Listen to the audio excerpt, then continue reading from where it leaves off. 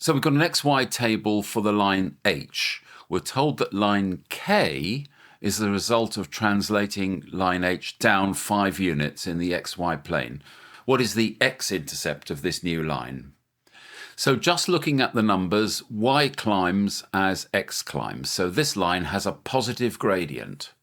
I'm not putting a scale on, but it could be something like that. Now we're going to drop that line 5 units down. Again, not to scale, those could be the two lines. So this is line H and this is line K. And we've been asked to find the coordinate of the point that it meets the x-axis. So to do this, we need to find the equation of line H first. And line H will have the generic equation y equals mx plus c. So what is its gradient? It's a positive gradient. Well, we need to get that from the table. Let's choose 18 and 23. The rise is from 130 up to 160. So this is a rise of 30. And the run from 18 up to 23, this is a rise of 5. So the gradient is equal to 6. That will be the gradient of line K because all we've done is pull the line down.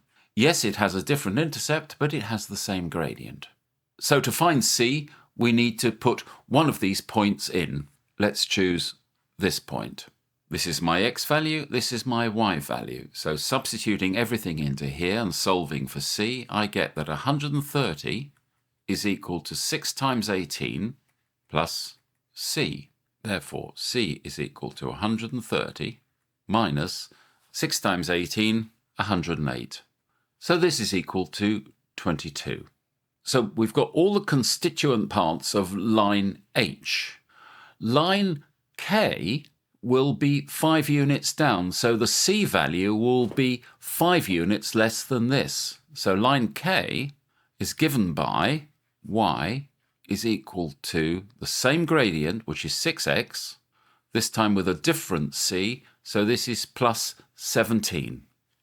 What's special about the point we need? Well, the point on line K is the value where y is equal to 0. So the x-intercept is given by 0 is equal to 6x plus 17. And therefore, x is equal to negative 17 over 6. The y-coordinate will be 0. Looking that up, yes, here it is. The answer is here, option D.